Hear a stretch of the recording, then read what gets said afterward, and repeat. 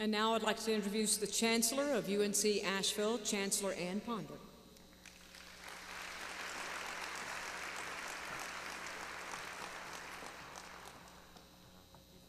Marion Jones excelled in basketball and track in high school in California and then at UNC Chapel Hill, where she graduated with a major in broadcast journalism. After graduation, she competed in track as a member of the USA track team and went on to participate in world championship and Olympic competition. Marion has also played in the WNBA for the Tulsa Shock and is an author of the recently published book that Robbie told you about. But before Marion comes forward to speak, we have a short presentation, once again, on the video board.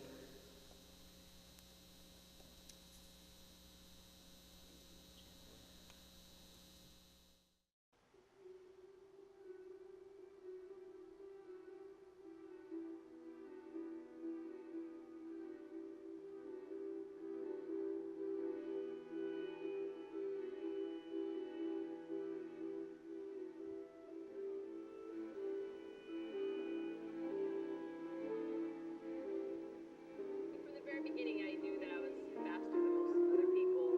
Started getting the phone calls from different spots. I was the star going into the first Olympics. I've never taken a performance-enhancing drug, and I never will.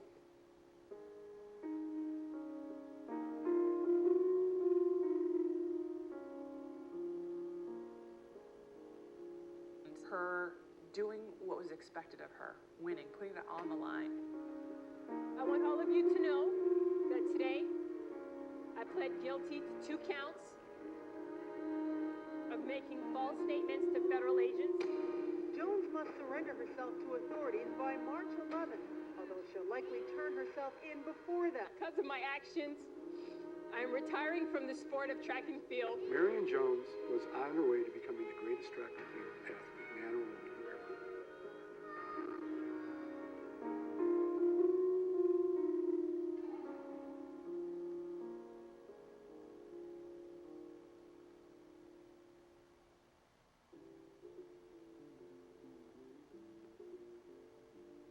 Marion Jones is a free woman. The disgraced sprinter was released from a federal prison in San Antonio. Funny, you never know how your life's going to change, and you think that you kind of know it all.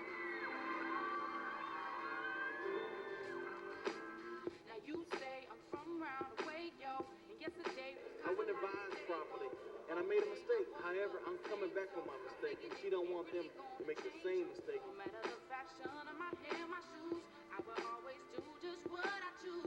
Don't expect of me what you would do.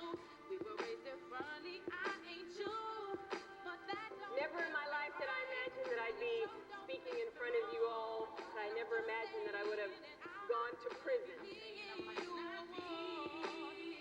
I think she's making a bigger difference than when she was running, because now she's able to get out and speak to the youth and try to help someone else. She's confronted her past. She's accepted it, learned lessons from it. She is 34 years old. She hasn't played competitive basketball in a dozen years. But I remember when she was in college. I think it's fantastic. She needs to do something physical because that's what kind of person she is. You don't come across pure athletes often. She's like shooting these jumpers all in my face. I'm like, hold up, track girl.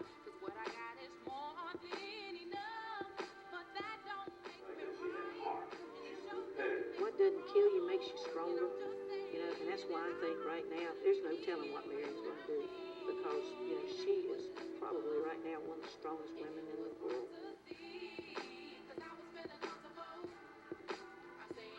If you don't see somebody who has been down here, if you don't see them crawling back up and getting back up here, you know, you think that it can't happen. I'm in it to win it. That's what they say, right? I think it'll be in the eyes of the beholder, and I know that in my eyes, Marion will always be one of the greatest professional athletes to have graced this earth. You can trust I give you more, 'cause I won't let you take a fall. If you just let down on me, exactly what you're looking for. And it was hard to see, 'cause I was feeling comfortable. I'm saying I might not be the one.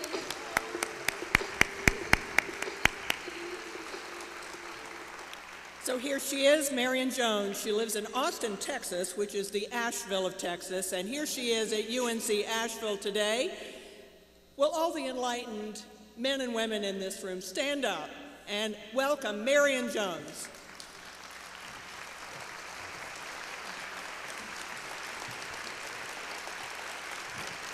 Thank you very much. Wow. I had this event on my schedule for a few months and didn't realize how meaningful it actually would have been for me. I sit in my seat and I listen to the stories, and I will be honest with you, Coach Demko, your story, I don't know where you are, is my story, like literally. I'm from Los Angeles, and in 1984, that was my introduction to women's sports. And I'm surprised that I'm the first one kind of tearing up today, because it means so much for us, Title IX. I can remember my family, we didn't have enough money to go to the actual games, but that summer I watched the games on television. And Slaney wasn't the athlete whom I wanted to pattern my career after. It was more like Evelyn Ashford. But hey, the story is the same. Without us getting an opportunity to see those women succeed, many of us wouldn't be here. So, got that out of the way. Let me clear this up. Everybody wipe your eyes now. Not too much more of that. But thank you and good afternoon. It's an absolute joy for me to be here, speaking to you at this Our Turn to Play fundraiser luncheon. It's also really great to be back in North Carolina. As all of you, I hope, know, I attended the University of North Carolina down the street. Yes, I'm a Tar Heel. And anytime I get an opportunity to return to North Carolina, it's a pleasure for me. I went to school there. My mother and my brother still live in Cary, North Carolina, and I got a chance to see my mom last night, so it's very nice for me to have returned. This is actually my first time here in Asheville, though, and especially on the campus. I appreciate the hospitality since I've arrived, and I'm really pleased to be here on the sister campus to Carolina, and I'm even more so because I'm able to talk about what I'm so passionate about, and that's young women and giving them the opportunities to succeed in life, not just in sports. It's truly a privilege to be able to be involved in this event, which honors women as champions and leaders in not only sports, but in life, as well as, of course, celebrating the 40th anniversary of Title IX, which completely changed the landscape of discrimination with respect to education and sports in our country. But before I go any further, a number of people that I want to thank: the UNC Asheville Athletic Department and all of the organizers who made this event possible, especially for their effort and their vision in seeing long-term. I've had the privilege of speaking at various conferences, churches, organizations around the country, and I'm often amazed by all of the work that goes into making this come together. Like, we enjoy the luncheon and the speakers, but you have no idea how much work and organization it takes to put all of this together. Without their vision, their planning, their sacrifice, and dedication to events such as this, it absolutely would not be possible. So for everybody who worked diligently over these several months to make this happen, I want to thank you. I was a student athlete once upon a time, so I remember the days when I took a lot of the things for granted, like thanking the people that helped us get to where we are. Oh, the good old days. But because of how my mother raised me, I did try to thank some people who helped me along the way. I should have said it way more often than I did. So I just wanted to take a moment to thank everybody for their efforts in making this happen, and I think that they really deserve a round of applause. As I mentioned before, I've had the opportunity to speak around the world and even internationally, as I mentioned, over the past few years at various events. And most times I talk about my life story, the ups, the downs, the failures, the mistakes that I've made along the way, and thankfully the second chances that I've been given in my life. I speak a lot of it in the context of my Take a Break message. And in a nutshell, my Take a Break message is a fairly simple one. It really came after I was released in 2008 from prison. And it really focuses on the importance of making the right decisions in your life, regardless of what you're facing. And also finding redemption in all of that. And after you've messed up, I've been overwhelmed by the reception that I've gotten from people. And it's been overwhelming and humbling and all of that. But it's always great to get a chance to speak about something else, and it doesn't happen very often, and so I am grateful for that. I'm excited to get a chance to talk about my life experiences from another perspective, particularly on this topic, important topic of Title IX, because it gives me an opportunity to reflect on how much different and better my life is, and the lives of countless women across the country has been because of pioneers and advocates like the late Congresswoman Patsy Mink and others who fought to provide all of us with equal opportunity rights in education and in sports. Incidentally, one of those chances to switch up my message was a few years back when I was invited by the Wharton School of Business at the University of Pennsylvania to talk about Title IX in the context of gender, race, and sport as part of their sport business leadership initiative. So I think that the theme of this event, Our Turn to Play, is very powerful, and it's very fitting. As I mentioned before, Title IX truly changed the landscape of American culture by providing equal opportunity rights in areas in which there were long-standing discrimination against women, particularly in education and, of course, in sports and athletics. Although it was passed a few years before I was born, I think that it's easy to take for granted how profound Title IX was, and its impact has been over the past 40 years. It probably affects each of our lives more than we really know or appreciate, both in the corporate world and individually, whether you're a woman or a man.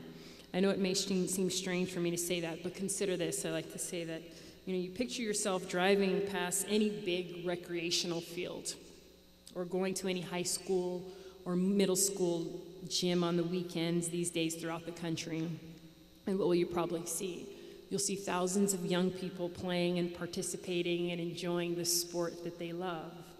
And a significant number will likely be girls and young women. So you'll probably notice, in addition to the girls being more involved in co-ed team sports like soccer and in basketball, that there are also several girls-only tournaments or girls-only games or clinics. And I'm guessing that, like me, many of you here today are parents or are coaches and referees at some of these activities, and so you probably know firsthand what I'm talking about. I know that this may surprise many of you here today, but I love sports a little bit. And even though my competitive days are over, I still love the challenge of working out and pushing myself by playing pickup basketball or participating in my fitness of choice now, which is CrossFit. I like the feeling of trying to outdo and push myself, and encouraging my workout partners to push themselves. And that has been the inspiration behind this series of programs that I've been recently doing in Austin, Texas, whereby I've formed this program called Marion Jones Elite Performance. And it has not as much to do with the actual physical performance, but the performance in young women's lives. How do we get them to be better people in life? And so something that I'm extremely passionate about, in addition to have to juggling my travel schedule, my husband in law school, 3 kids, et cetera, et cetera. I'm a little bit busy these days, but I always like to say busy is good. I found that beyond the adrenaline rush and physical intensity of sports, being involved in sports teaches self-discipline, encourages camaraderie and teamwork, and promotes accountability and commitments to a cause greater than how you felt at the moment to become more successful. And that's why I'm overjoyed by the overwhelming interest by girls in youth sports here in the United States, particularly in soccer and in basketball. Sports is a powerful vehicle to instilling some of the important life skills that I just mentioned in these young ladies. And these are the same young ladies who in a few years will be the leaders in our communities, in government, the private sector, various organizations, and most importantly, in our homes. I can't help but wonder how different our culture would be without Title IX's impact on our lives. I seriously doubt that there would be such big business now in women's sports without Title IX's congressional guarantees, which will allow tens of thousands of these girls to have an equal opportunity to pursue their dreams of getting a higher education, most importantly, and being a student athlete. Those opportunities will make a tremendous impact on their personal and their professional lives and careers, and affect our nation's ability to remain really a world leader in many important areas, because everyone, men and women, are given an equal opportunity to really realize their true potential in life. And for hundreds of these girls, Title IX guarantees a substantial increase in their chance of becoming a professional athlete in their sport one day. Now, I know that in my excitement to talk about Title IX, I forgot to do a proper introduction, or like I like to joke, where are my Southern manners gone, as Coach Sylvia Haschel would tell the team years ago. So let me take a few minutes to share a little more personally about who I am and how I got to where I am today, and really my experiences with Title IX and why I think that your support of funding UNC Asheville's Student Athlete Scholarships program is so vital. So I'm Marion, as the chancellor said earlier, and I don't say this often, but growing up I used to be called Little Marion by my family because I'm named after my mom, who, as I mentioned, fortunately got a chance to drive down from Cary last night to visit with me. I was born and raised in Los Angeles, California, and when I was about 2 or 3 years old, my parents were divorced, and my mom was forced to be a single parent to my older brother. And we realized very early on that I was blessed with an enormous amount of physical talent. And my mom sacrificed and worked several jobs to be able to give my brother and I the best coaching, the best education.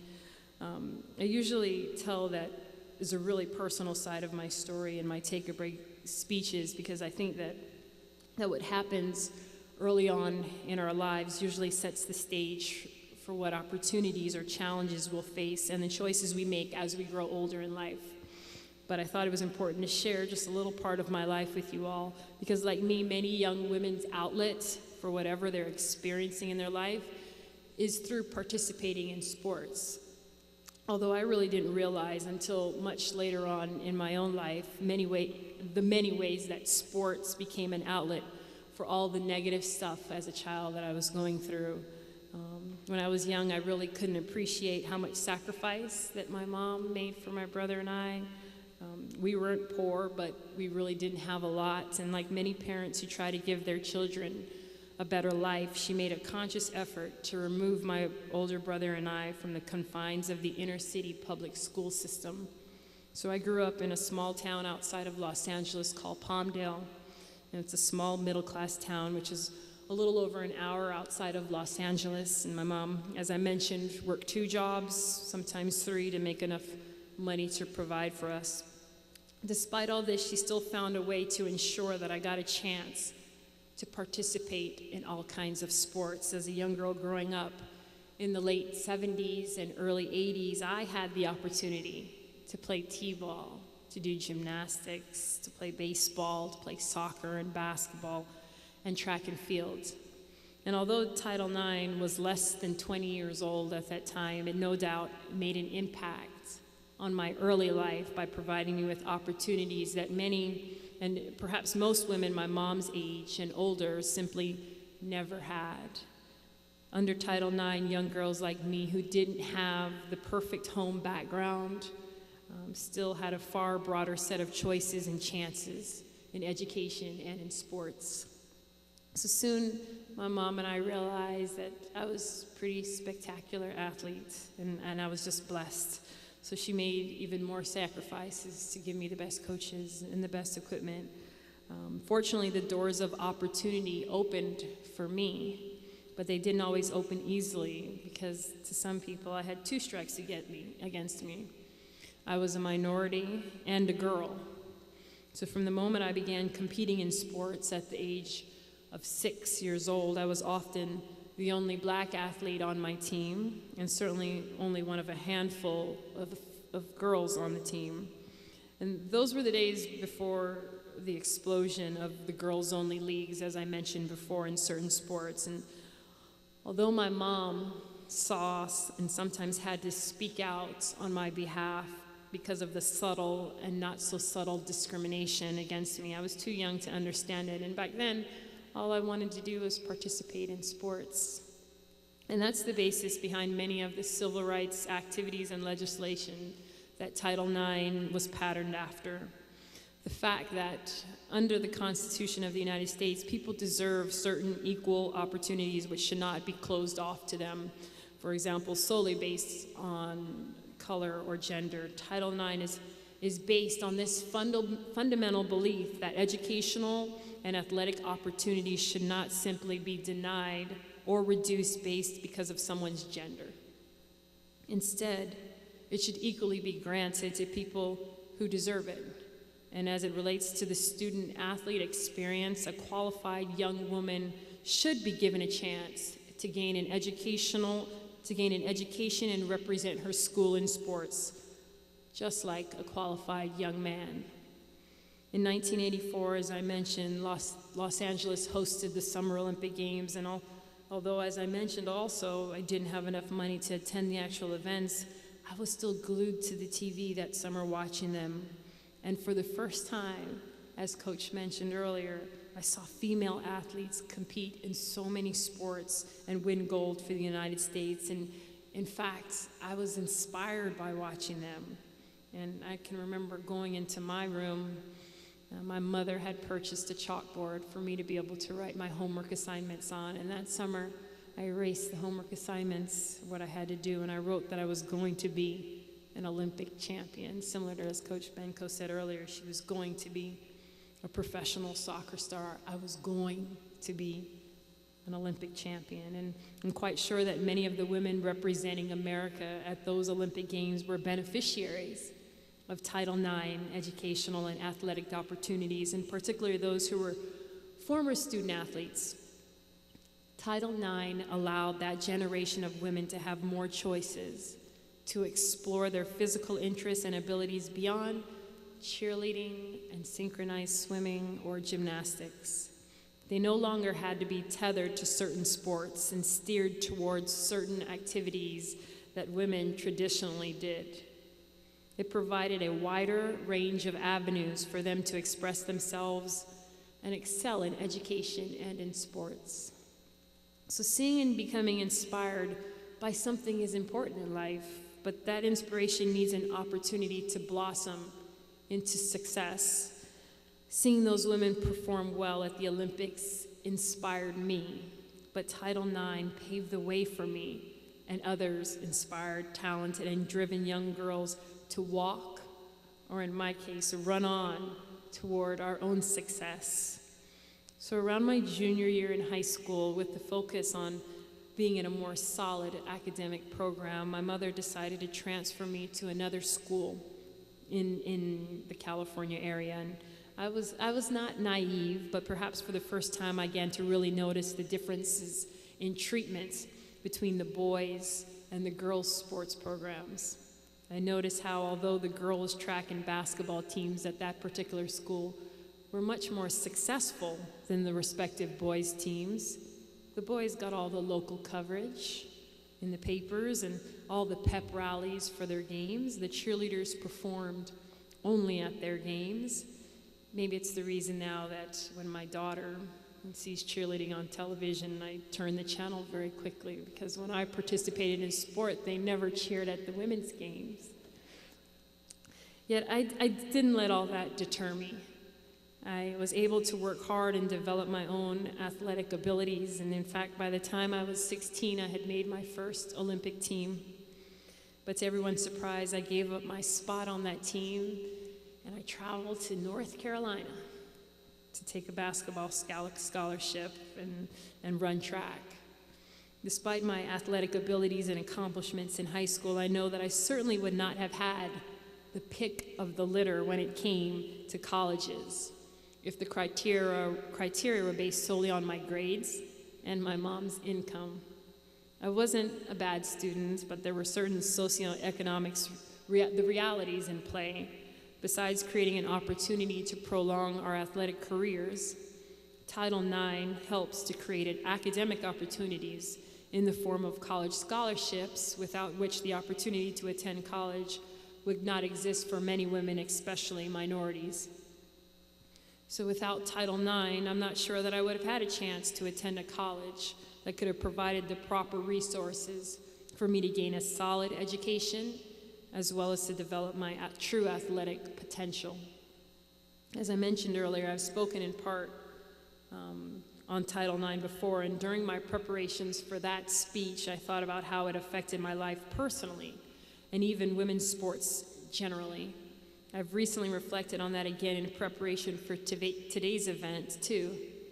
I'm aware that through the years, Title IX has proved very controversial to some, or at least not well liked, to put it mildly, at some schools because of its effects on certain men's sports. Yet, overall, I believe that Title IX has played a tremendous role in changing an institutional mindset about women's abilities intellectually and athletically here in the United States. I think that Title IX was and still is an incomparable platform in providing opportunities for all women to succeed in academics and sport, which has caused us all to think and ultimately realize that once given the proper opportunities and support, that girls can and women can excel in the classroom and at any sport. I totally believe that because I did it, at least the sports part. And this event is honoring several other women who have done it in their own ways as well. And I think that this message resounds beyond our national borders into the wider world. In many ways, America is a benchmark for rights and freedoms that other countries look forward and toward. I believe that the guarantees that Title IX has provided and the successes that have come about because of them have shown that girls and women can excel in areas traditionally thought to be exclusively for men. To me, it's not a men versus women contrast or contest. There are certain things that men will be able to do, or at least consistently do, or they think they can, do better than women. Instead, it's not about letting distinctions such as race or gender artificially limit the opportunities that people have. It's about celebrating and rewarding hard work and commitment to giving your best by providing equal opportunities to everyone. For obvious reasons, I've spoken primarily about Title IX's athletic benefits, but perhaps more importantly, Title IX provides certain equal opportunity educational guarantees. I'm sure that many of the educators here today are better able to expand on this aspect of the legislation, but needless to say, Title IX's educational opportunities have helped to change the direction and trajectory of countless women's personal and professional lives. Access to higher education has increased the scope and number of qualified women across the U.S. over the past 40 years, from CEOs to doctors, astronauts, educators, administrators. Still, in 2013, for many, these opportunities represent a chance to become their family's first college graduate. Indeed, Title IX's original purpose of providing equal opportunity access to education has successfully helped to open the doors of leadership and opportunities to millions of women here in America. So what does this mean for all of us today? Earlier, I spoke about some of the benefits of participating in sports, and particularly in the lives of student athletes.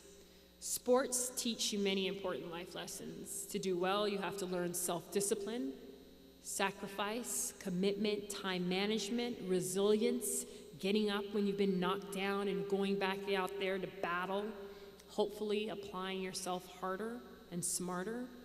Indeed, although juggling studies and athletics can be stressful, the lessons learned from participation in sports can have a positive impact on one's ability to perform in the classroom. And that's why and what your donations are doing today. By providing scholarship money, you're signaling to deserving young people that what they're doing is worthwhile, that their choices to pursue higher education and to represent UNC Asheville in sports are valuable, especially in a world where so many young people are struggling to find their true meaning in life, and there's so many distractions pulling them into the wrong paths of life. Your investment into UNC Asheville's athletic programs is really an investment in the lives and dreams of all of these young people. It's helping the athletic department fulfill its goals of equipping them to become seriously creative and uniquely prepared young people, even as many of them are involved in local community services around the area. But athletic scholarships are not cheap. The estimated cost of one in-state scholarship to attend UNC Asheville is over $13,000, and unfortunately the athletic department does not receive any state funding to offset these expenses. In fact, UNC Asheville is ranked near the bottom of the 340 or so NCAA division programs in terms of budget. So it relies very heavily on generous financial contribution and commitment of corporations and individuals such as you all today to support its vision to provide great educational and athletic opportunities for student athletes to develop themselves intellectually, athletically, socially, and ultimately professionally. But your financial support is also an investment into the Asheville community. One thing that I've noticed is that sports unifies people in a way that nothing else in our life does. How proud do we all feel, for example, when we watch our team do well, regardless of our race, religion, political beliefs, gender, or financial status? UNC Asheville is an educational, economic, social, and cultural nexus in the Asheville community, no doubt. And the reality is that college sports is often the most visible and easily recognizable image of a school and a community. So student athletes in many ways are brand ambassadors. The success of the programs here at UNC Asheville will in many ways affect how you all feel as fans of the program and as a community. For better or worse, how they perform will affect revenues both for the school and for local businesses. But the success of UNC Asheville is also a signal to others outside about Asheville itself. I'm not saying that it's fair, but it's a reflection of how important college sports have become in our culture.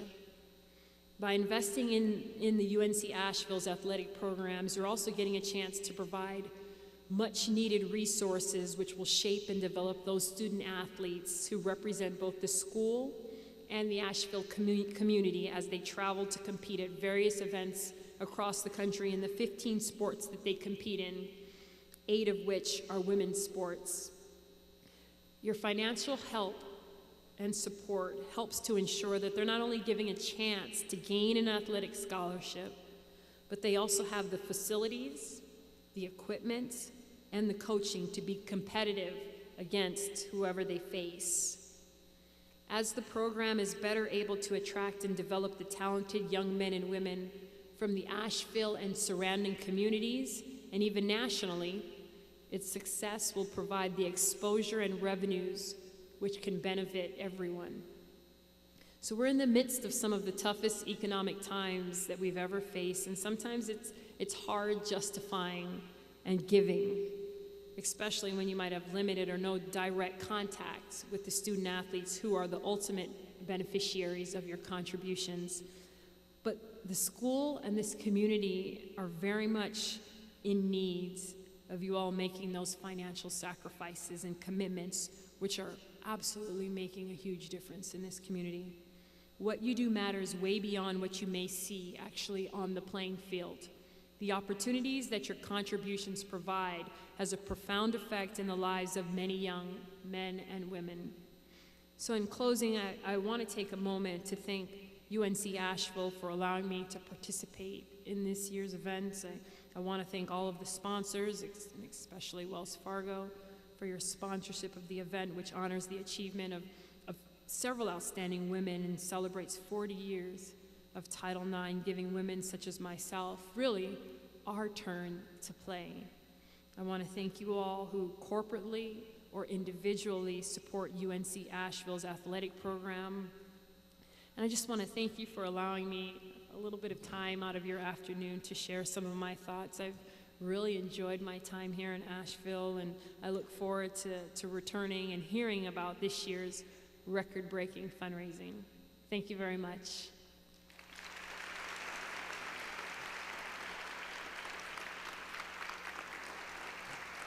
Thank you.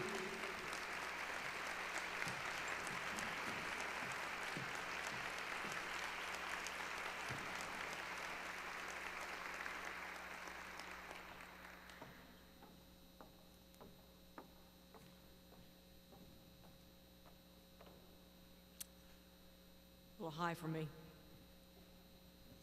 I'll just do the tiptoe and I'll let Janet handle it when she comes. I think she's shorter than I am. But since I started the just kidding. Wilma, I need some help. No. Anyway, started the program talking about Janet Cohn, athletic director, so let's end it with the closing remarks from her. Thank you so much. As you saw, once again, Marion was leaving with, she has to catch a flight, but what a great, I just asked her, was she sure she didn't graduate from UNC Asheville? Because I'll tell you what, seriously, creative, uniquely prepared, we didn't give her that. See, we're getting to be known all over this world about what a great university this is, and that was really very motivational. I also want to thank Tammy. You know, we were sitting there talking, what a great MC you've been for us and very engaging, and I realize you have a great sense of humor, so you're going to appreciate this. You know, Tammy says she doesn't do Twitter, but obviously she pays attention to what anybody says and is equally will speak out loud, so watch out. I'm going to be tweeting later on. Y'all watch for my tweets about Tammy later. They're going to be really good. I'll get you back. Wilma, don't worry, we'll get her back. I want to thank each of you for being here. This has been a great event. When, I guess 8-9 years ago, when I moved to Asheville, I went to what was at the time the other Wells Fargo, Wachovia, and got people involved to start this. And this has grown year by year. But whether it was Wachovia or Wells Fargo now, they've been with us all along. So if you work for Wells Fargo, will you please stand up? I want to thank you one more time for all you're doing. Everybody from Wells Fargo. Thank you so much. Certainly a company that values women and women leaders, and I really appreciate the men. Robbie and Rusty, you guys have been great, so thank you so much. This is a great event. I know we've been talking about Title IX, and a lot of references were to the pioneers. Well, I'm here to say I'm not a pioneer. I'm not that old, so don't go back and say Janet started it. But it has been a long 40 years, and much has been accomplished to give student athletes many opportunities. And Marion's book is called On the Right Track, and I want to tell you, your university that's right here in Asheville, UNC Asheville, is on the right track. That we have provided many opportunities for both our men and our women student athletes, and that's because of your great support. And support is not always financially, it's those many times that we see you volunteer to be on committees, and once again, what a great committee. Rebecca and Sue, thank you so much for heading that up. Or whether you're coming to an athletic event, sitting in the Wilma M. Sherrill Center, cheering on the Bulldogs, or in the Justice Center, or out on our track running yourself and working out, friendships are very important. And we have been so blessed to have many community leaders, men and women, who support our student athletes. I will forever be grateful for what you do. I also want to bring home one more point that's very important. If you are a student athlete, whether I know Maddie's here, some in high school, some are in college, if you're a student athlete, would you please stand up? And I see some sitting up there. Please stand up.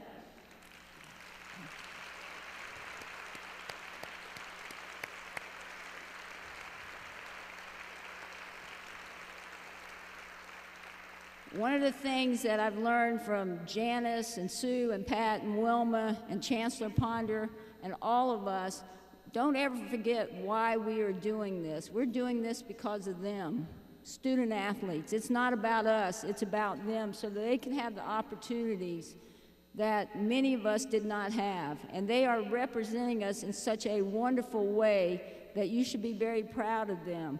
The best thing that I always realize about our student athletes, as Grace mentioned, they realize being a student athlete is still a privilege. And they are some of the most humble and grateful young people you'd ever want to be around. They don't take this for granted. They truly don't. They know that someone is sacrificing their time, their effort, and many times their money to help them get an education. And so I want you to always realize student athletes at UNC Asheville are not like all student athletes across the country. We really get it because we are on the right track. We are on the right track. This is the point that I want to ask you one more time to look around your table, and if you are a table host or sponsored a table, please thank the people that came again, because that's very important. This is an annual event. We want to fill this Sherrill Center next year with even more people to come back and just spend a little time at UNC Asheville and enjoy not only our wonderful facility, our beautiful campus, but really the people, because the people are the real essence of UNC Asheville and the great relationships. On your table, y'all know me, because I know y'all know me very well. I'm going to get in one pitch. On your table, you will see a card, because it is about scholarships. It really, truly is about scholarships. And I want to show you something briefly.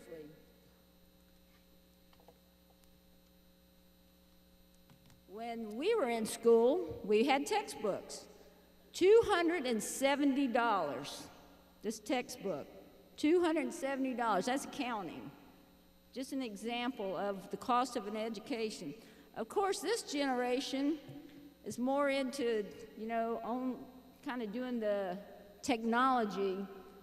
An online course that they need for biology, $58 just to sign up to get the materials off online. But more importantly, those of you who are seniors like Grace, please stand up. If you are a senior student athlete getting ready to graduate, this is a UNC Asheville diploma. Yeah. About $72,000 for a 4-year degree from UNC Asheville. And out of state, $131,000 of blood, sweat, and tears, time and effort, commitment to getting this degree. We know that each of you understand the value of this. The most important thing we want from you today is your friendship. The second most important thing we want from you is to leave here today and tell someone what a wonderful university you have in your hometown, Asheville.